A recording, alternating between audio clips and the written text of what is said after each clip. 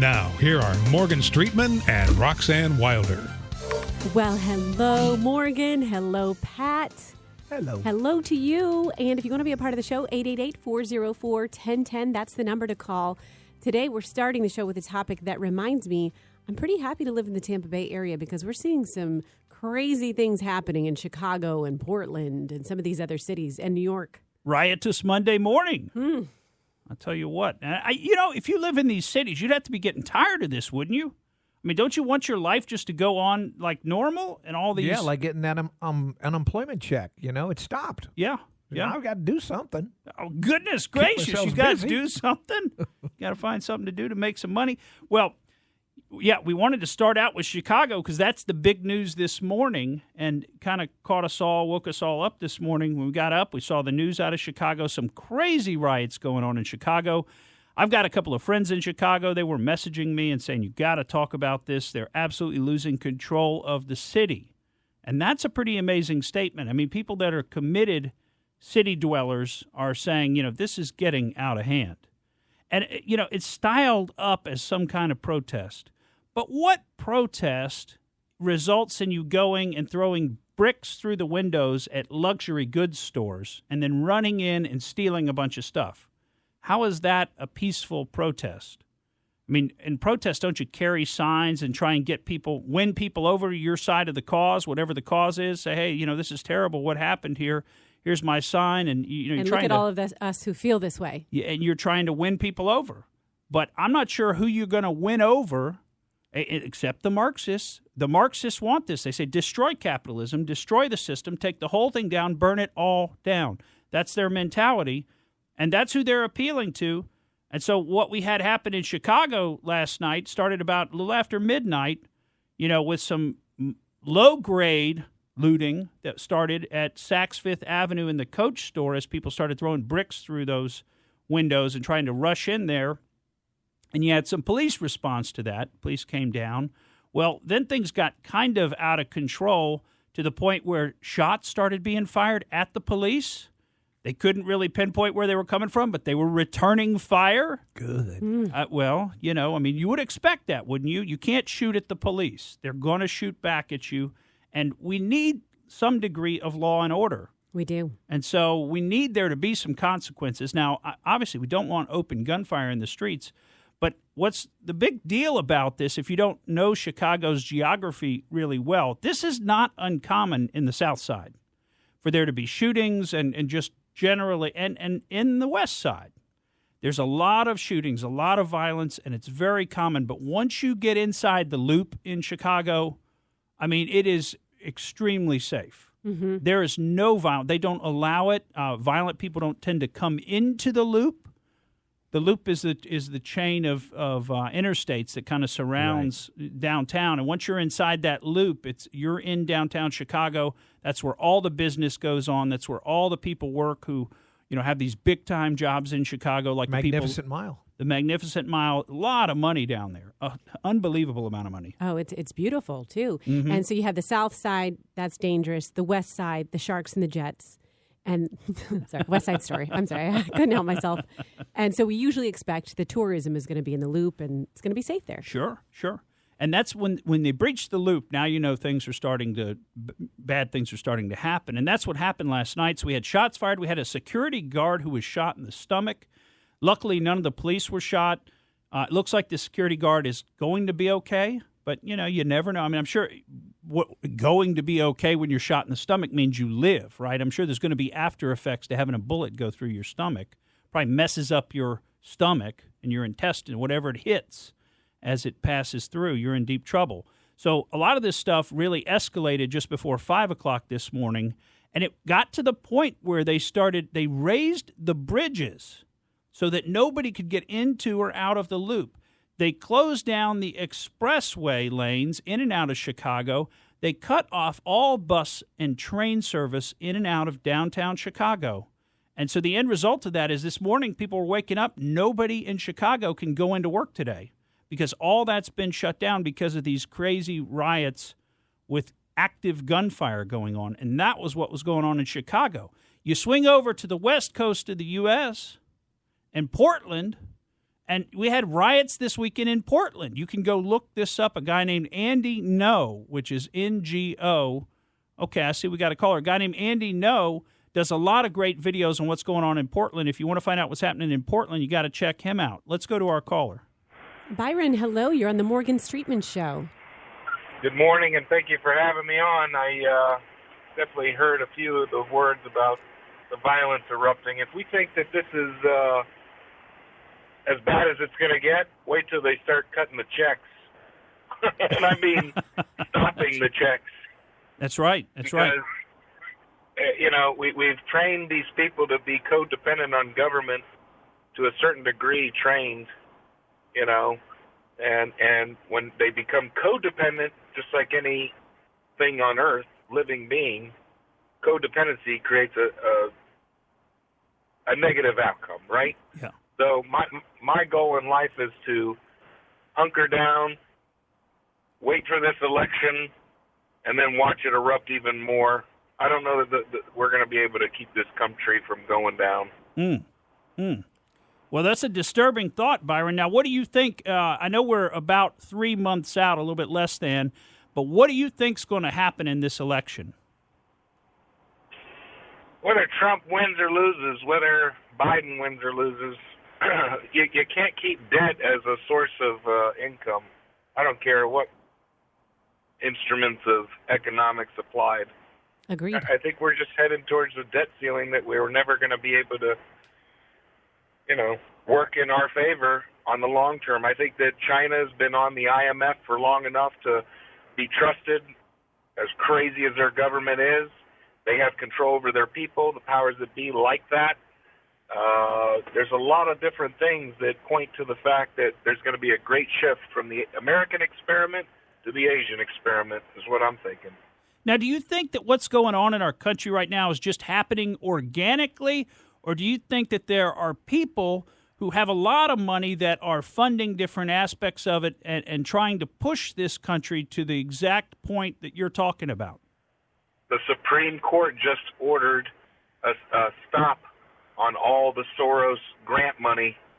What he was doing, he was taking all this money from different arenas and applying it back towards the destruction of this country's system of capitalism. So if that doesn't speak to the indications that are out there that are endless, the visible variables as I refer to them, I don't know what does. There's so many variables that are being thrown out there to say to anybody with some decent common sense to history that, hey, we're heading down. We're not going up. This is the British took, 2-3 steps back and became okay by themselves. They retreated back from their world domination, their sunset on every day of the British Isles.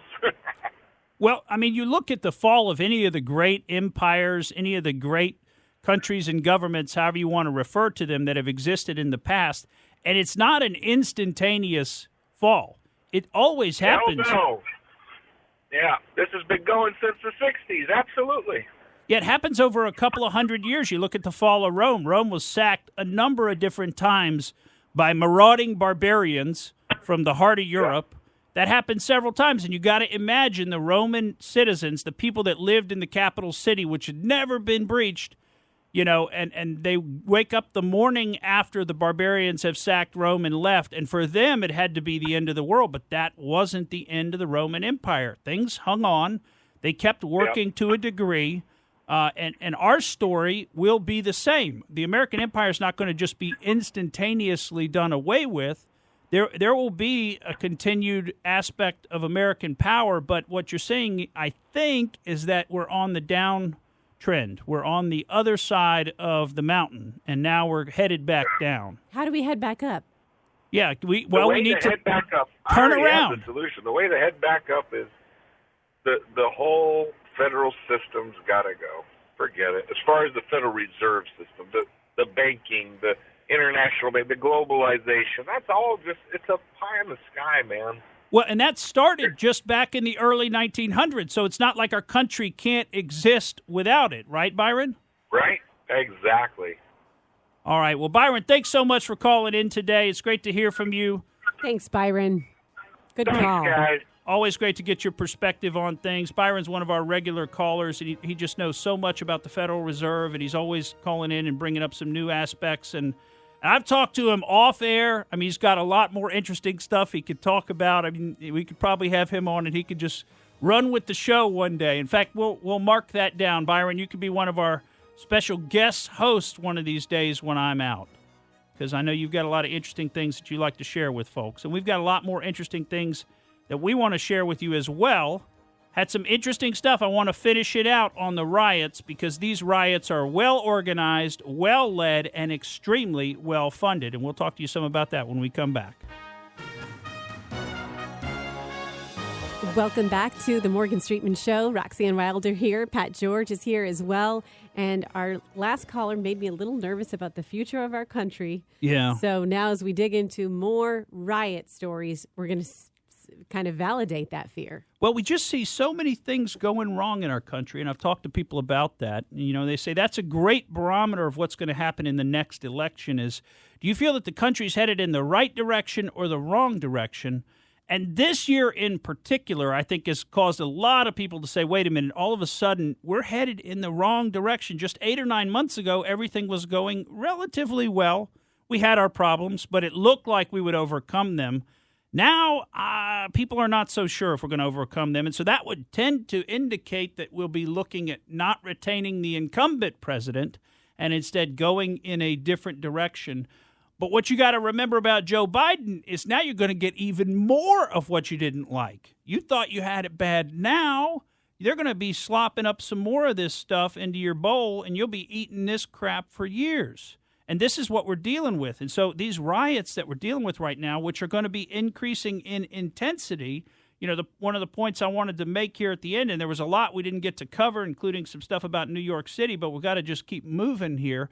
One of the things I did want to point out is I found a GoFundMe for a young man named Tyler Schultz, and his mother put the GoFundMe up, and the GoFundMe says, our son, Tyler, was part of the collective group arrested Wednesday morning, August 5th, in connection with the protest that happened in downtown Eugene, Oregon on May 29th/30th.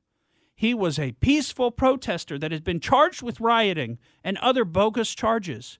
His bond has been set at $210,000. His bail is 10% of his bond, or $21,000. Now, what's interesting about this GoFundMe, it's been met. The goal, well, actually, the goal was strangely $25,000, not $21,000, but $25,000. But anyway, they've already got their $21,000, and they had, it looks like, 27 donors, and so 26 of the donors gave a total of $606 from 26 donors, and one anonymous donor gave $21,000. So when we say that these riots are well organized, well led, and very well funded, somebody's going around and paying these people's bail. And it ain't, these punk Antifa people that you actually see in the videos. They're not coming up with $21,000 to pay Tyler Schultz's bail, but somebody is. Now, what's interesting is the mother then chimes in, while we had a very generous donation, please keep contributing. We have to make up for his loss of work. And then what else? How about his hurt feelings? He needs some money for his hurt feelings. So the word is, hey, if you get arrested, your bail's going to be set. And that's what you talk about, the organization of it. Just make a GoFundMe page and something will happen and you'll be good. And some anonymous donor, I don't know who could it possibly be, who would have $21,000 lying around. And I mean, this is not the only guy who's gotten bailed out, right? Tyler's one of probably dozens of people who've had their bail met. Mm-hmm. Okay, so think about that kind of money. Who's got that kind of money just lying around to donate? And somebody's behind these riots. Somebody's funding them. Somebody's telling the folks, you're going to be okay. Go ahead and go for it and do whatever you want. Go out there wilding. Go out there and be crazy. Loot, riot, throw bricks at the police, whatever you want. We'll take care of it. And that's very sad. That's very sad. But that's what's going on in this country. Switching now gears just a little bit to our local interest segment. I don't know if you saw, but last Thursday, the Hillsborough County School Board had hearings to determine whether or not they were going to begin school as planned, and they decided after the hearings that they would not. They would do 4 weeks of online education and then take another look at it. And then shortly thereafter, on Friday, the chairman of the Department of Education, Richard Corcoran, came out and said absolutely not. School will begin on schedule. Essentially, we're in charge of when school starts at the state level. You don't make this determination county by county. And so he has overridden, I said chairman, but he's secretary of the Florida Department of Education. He's overridden the Hillsborough County School Board. And unless something else happens, which is very possible, I mean, you could get tied up in some kind of litigation or something. That's the favorite way to deal with things that you don't like now, is to get them into litigation in the court system and try to deal with them there. The other thing I saw was some suggestions from some political blogs that the teachers ought to just not show up. That's what I thought was going to happen. And maybe that is what will happen. I don't know. The teachers are very concerned about this, but I know from a lot of parents' perspectives, they can't go to work or can't feel comfortable going to work unless they know where their kids are. And school was a good place for them to be. They felt like they were at least in a controlled environment, limited how much trouble you could get in. But nowadays, if your kid's just staying home all day, I mean, Lord knows what could happen, right, when you're at work. So, And, Richard issued that ultimatum. I feel like some parents maybe were happy with having the choice made for them. And now it's got to go back to the parents where they've got to make that choice. And it is a tough choice. Well, and it is ultimately the parents' choice. It's not mandated that you send the children to in-person school. If you want to keep them home and you want to have them attend virtual classes, that option remains available. So you're not forced to send your children to school, but you have the option, assuming, and probably most parents will take it as, look, you got to report to school so they can get back to work and not worry about it. But anyway, that's the situation as it stands right now. There may be some future developments in that. We'll have to wait and see what happens. Well, and all this news that's going on, we got a few other stories that we want to hit from last week. All the news that's going on, there are so many little fine points that are probably getting lost on a lot of folks.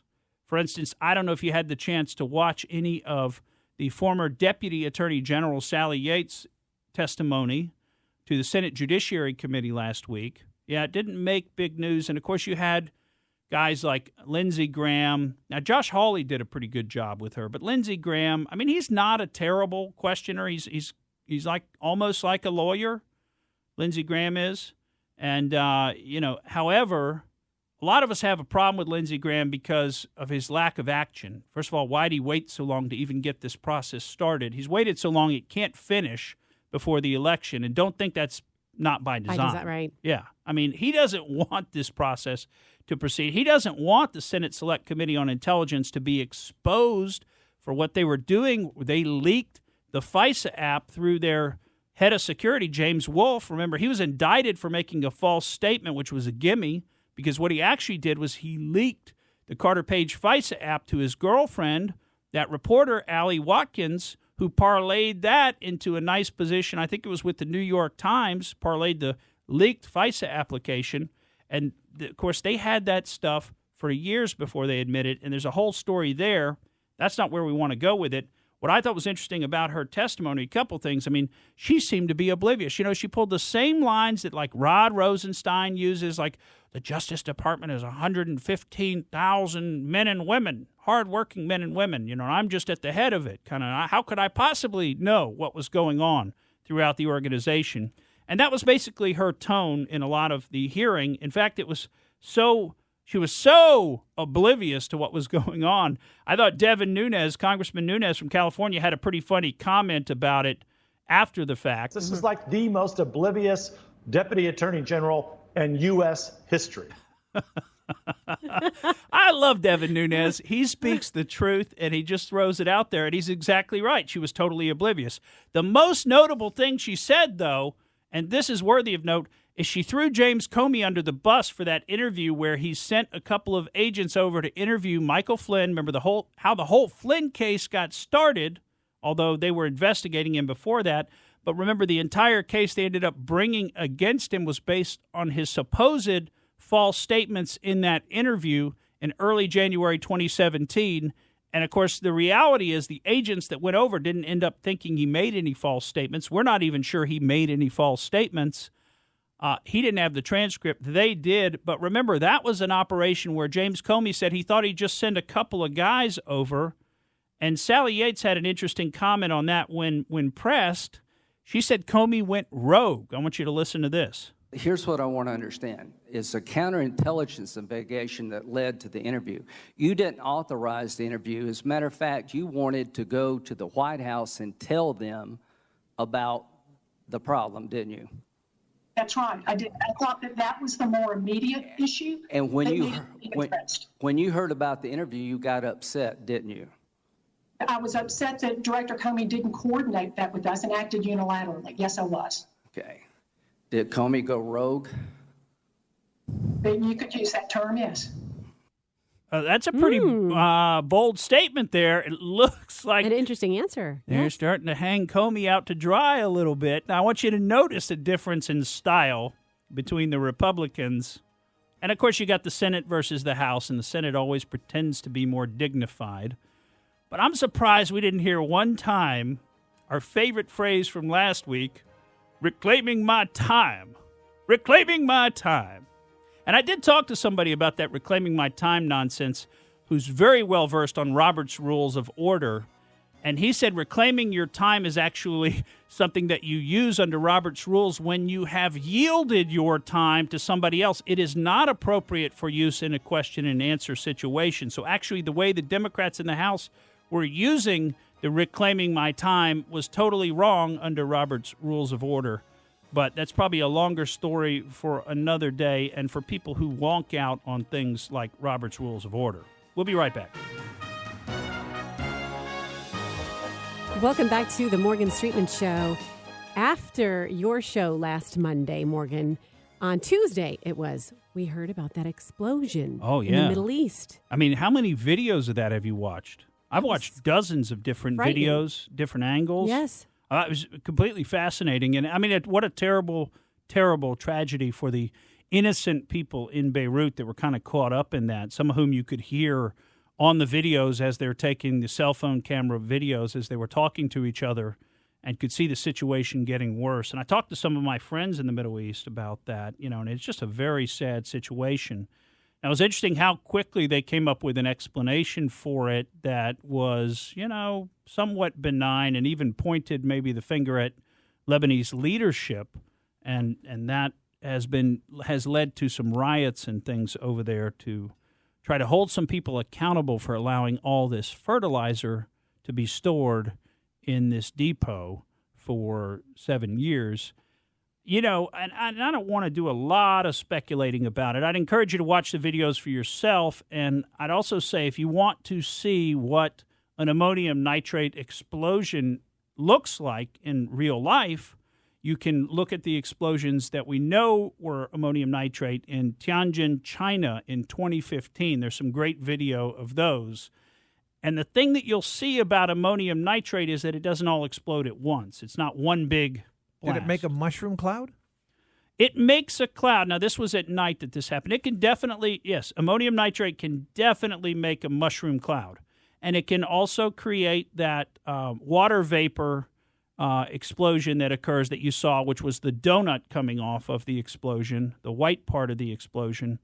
But if you look at some of the close-up shots, I mean, there were a lot of explosions occurring along the way, and that's what they're calling fireworks. You just have to say, man, those Lebanese people, who knew they loved fireworks that much that they'd have an entire building just full of fireworks? And boy, those are some pretty big explosions for fireworks as well. And I think the reality is, if you really analyze this and take a look at it, the likelihood is that was not a fireworks depot, and the likelihood is it wasn't ammonium nitrate that exploded either. I think a more likely culprit for that particular explosion and the way it looked and even the color of the smoke is military missiles. That was potentially an armament depot, because we know Hezbollah, this has been widely reported on for years, Hezbollah uses Beirut, Lebanon as a storage point for a lot of Iranian-made armament, military armament, so missiles, mortars, ammunition, other things like that. And when you watch some of these videos, it appears to me that that's what was going on, and it would be the rocket fuel that would give that kind of explosion that we saw at the end. The other thing and look, we don't know what happened. Maybe it was ammonium nitrate. I'll just tell you to watch the video from Tianjin in 2015, and you compare that to the video of Beirut, And remember, the Tianjin explosion was based on about 1/3 the amount of ammonium nitrate as was in Beirut. And you look at the difference. And again, watch the way the ammonium nitrate explodes. It doesn't all happen at once. It goes off over 10, 20 seconds, multiple big explosions. You'll see all that. It also launches what looks like lava out of it. I mean, so just look at those two videos and compare.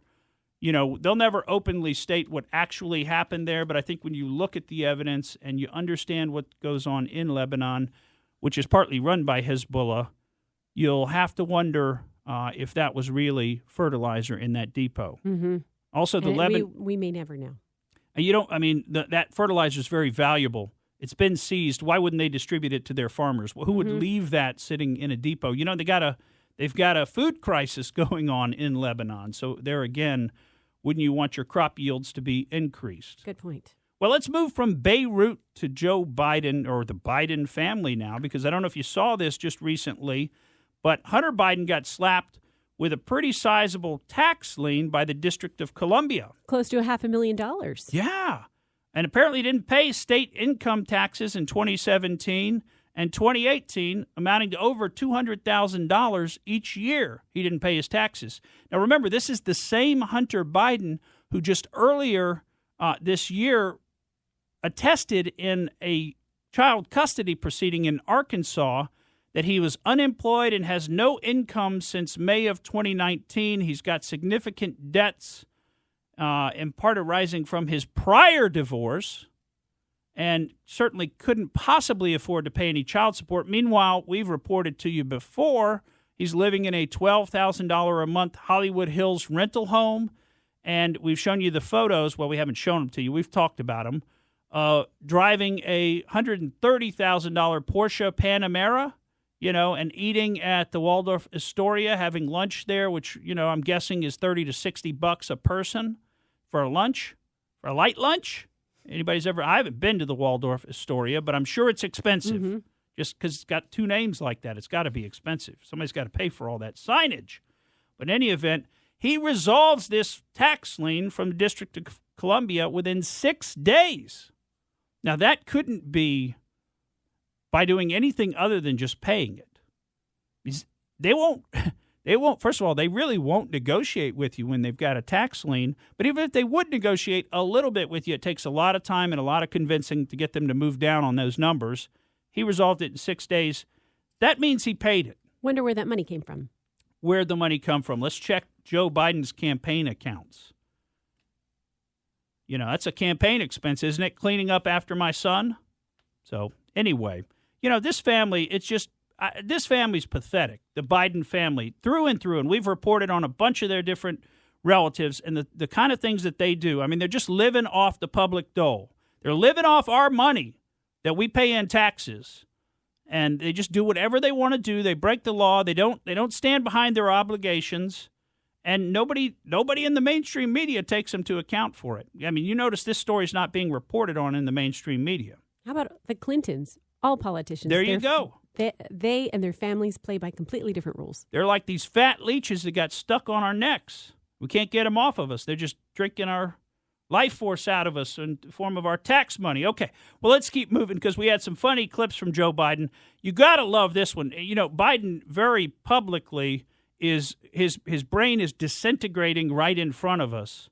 And, you almost feel bad for him. You almost feel bad for him because it's so embarrassing the way that he's behaving. But you got to hear him on CBS talking to Errol Barnett, who is a black reporter, and dares to ask him if he has taken a cognitive test. You got to listen to this whole thing, and then we've got it a little bit clipped up for you so you can hear it twice. You got to listen to this, though. Have you taken a cognitive test? No, I haven't taken a test. Why the hell would I take a test? Come on, man. Come on, man. That's like saying before you got in this program, if you take a test where you're taking cocaine or not, what do you think, huh? Are you a junkie? What do you say to President Trump, who brags about his test and makes your mental state an issue for voters? Well, if he can't figure out the difference between an elephant and a lion, I don't know what the hell he's talking about. Did you watch that? Look, come on, man. I know you're trying to goad me, But I mean, I'm so forward looking to have an opportunity to sit with the president or stand with the president in debates. There can be plenty of time. And by the way, as I joke with him, I shouldn't say it. I'm going to say something I probably shouldn't say. Anyway, I am very willing to let the American public judge my physical and mental my physical as well as my mental fitness. Maybe he was going to say mental feelings. He can't even say it. I mean, you can hear his brain shutting down in the middle of what he's saying. I mean, you could just hear it. I was so looking forward to. Let's see. There are things that are said by Joe Biden that I really ask myself: Is this just all? Is this going to be a switcheroo? Is going to take place at the end? Something's going to happen, and somebody else is going to come in because this seems like a joke at times. Right. Well, what's going on with the audio? Oh, man. Okay, well, anyway, it looks like we may have trouble with the rest of this audio. It's not loading up the way that I wanted it to. But I was going to replay for you where he says, I'm so forward-looking. I mean, he almost sounds like he's been drinking, but it's sad. I'm sure he hasn't been drinking. The other thing is, you wonder, who's he talking to when he's talking to Errol Barnett? Is he talking to Barnett or is he talking to Hunter? You right? Did you have some cocaine before you went on that program, Hunter? Oof. Don't answer that question. Well, let's see if we're going to be able to pull this up because... See, that's what we get for talking about Biden. Now the computer's crashed. What is going on? Oh, I had so much good stuff for you. Maybe we'll do a little reboot. This is not going to be good because we do have some other stuff. Pat, I'm going to try to forward it to you. We'll see if that'll work. Probably should have done that ahead of time. See what happened? It's bad karma for making fun of. That's what we got. That's it. Morgan, you know what that's happened? They got on my computer here and shut me down. They said, no. We're not going to allow this kind of stuff to run. We're not going to allow this. Let me know if you get it, I do think Pat. you've seen him go down over the last couple of months. Yeah, Pat he's works been on melting down. I sent it to your BBGI address, Pat. Because we had a couple of other things about what Biden said about the black community, which I thought was very telling. He made a strange comparison between the Latin community. Well, yeah, he contrasted them, right? He said, well, unlike the black community, the Latino community is incredibly diverse in thought and positions and wealth. I mean, he just kind of, kind of shafted the black community with what he said there. You getting it? Okay, can you play Biden unlike the black community then? I have a few questions that I'd just like to get through because they are incredibly important to the Latino community. First of all, you are extending TPS, temporary protected status, to Venezuelans. Cubans, though, are now being deported in unprecedented numbers. Would you stop those deportations?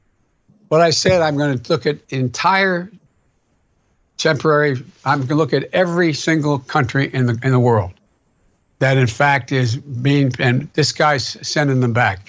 The reason why I came up with Venezuela is he's not even allowing it to exist in the first place. And so the TPS program is something I will move on the first day I'm in office to make sure that we extend it to people. We look for too long, we didn't get it right. But here's the deal. I think that we should be extending it.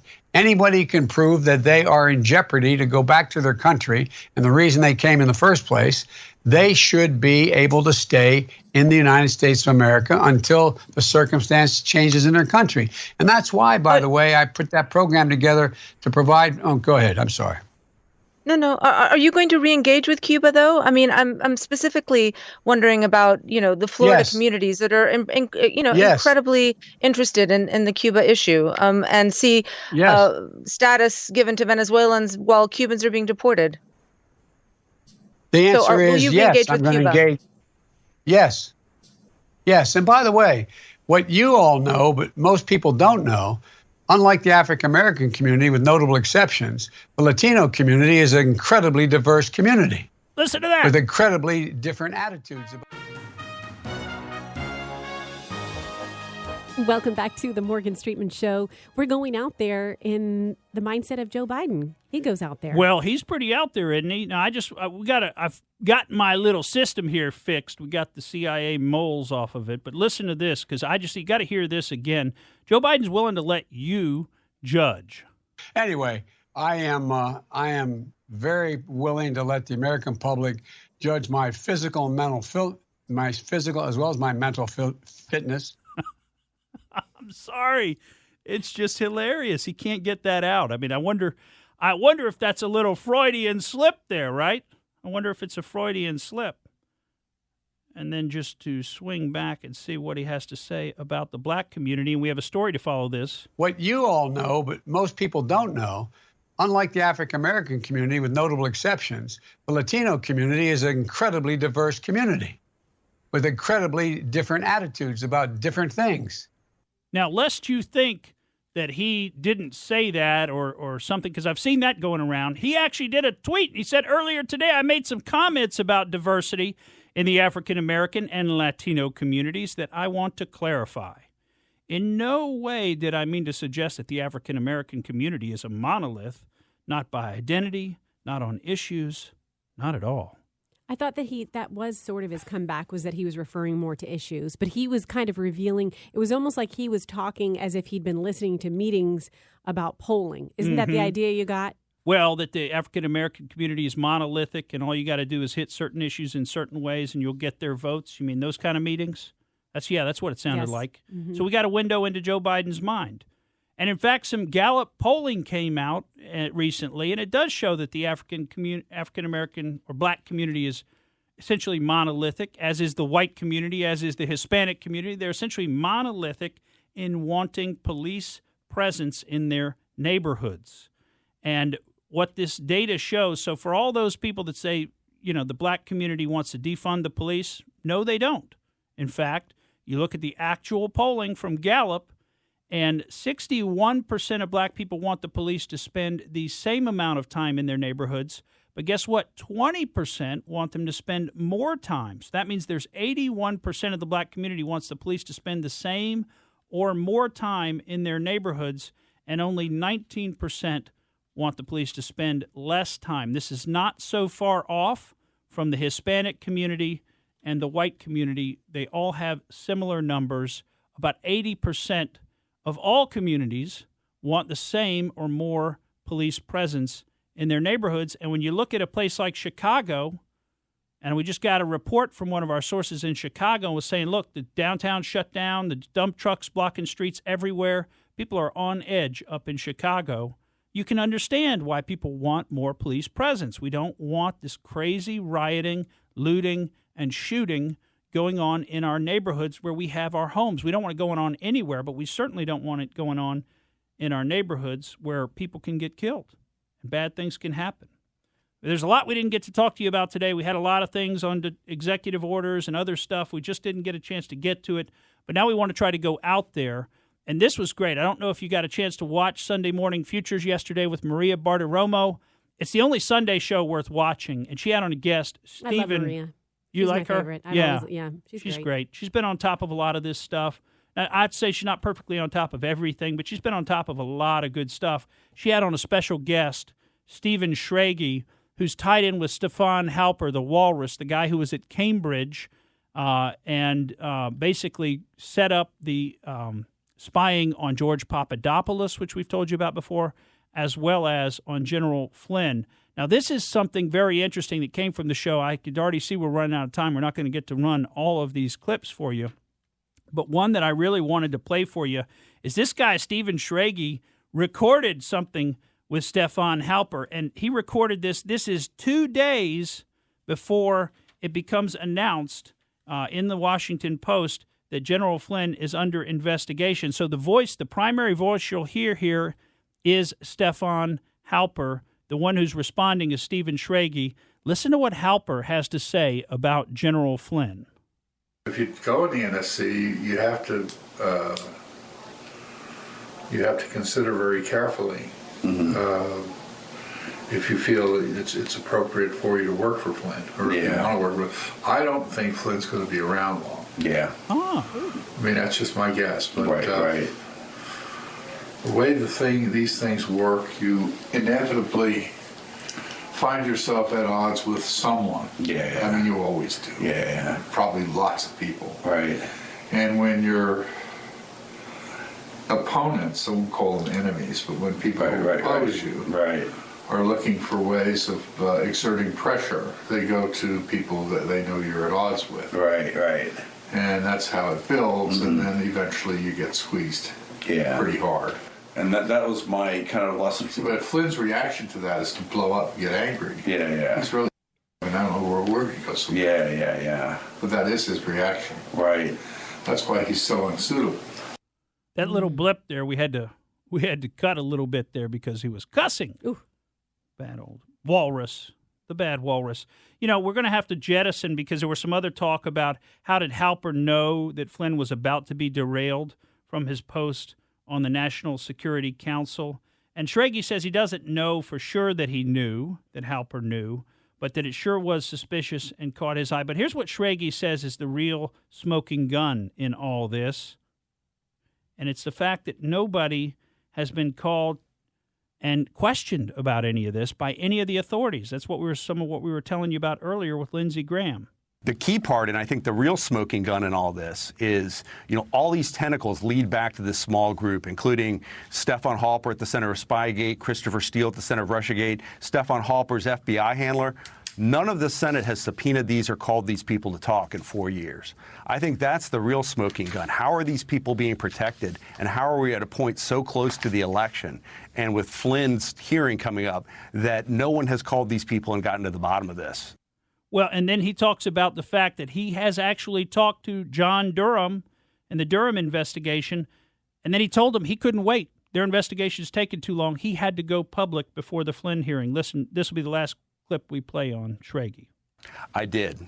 And I did tell him a couple weeks ago, I said, I'm happy to continue to help, but I need to go public because I'm concerned about how long this is taking. This shouldn't be political about Democrats and Republicans. This is about officials undermining our democracy, and it needs to be known long before the election. Go out there and check out that interview yesterday from Sunday Morning Futures with Maria Bartiromo, the interview of Stephen Schrage. It was toward the end of the program. He's a special undisclosed guest. They just gave notice of it right before the program went live. This is the first TV interview that he's done, is the one he did yesterday. So this is the first time that he's come forward to tell his story. He was right at the center of it. He was right at the center of inviting Carter Page. He was right at the center of dealing with General Flynn and Stefan Halper. He wasn't involved, he says, and I think if you watch him, he doesn't seem like he was involved. He seems like he's a innocent actor. But he's got some real stories to tell, and we're glad some of the truth is finally coming out. Hopefully it'll have some kind of effect on these ongoing proceedings against General Flynn. Folks, thanks for joining us. I'm Morgan Streetman, and that's the way I see it. Thank you for listening to the Morgan Streetman Show. We hope you enjoyed what you heard, and if you did, please click like and subscribe to help us out. And remember that we recommend that you exercise your brain at least once a week.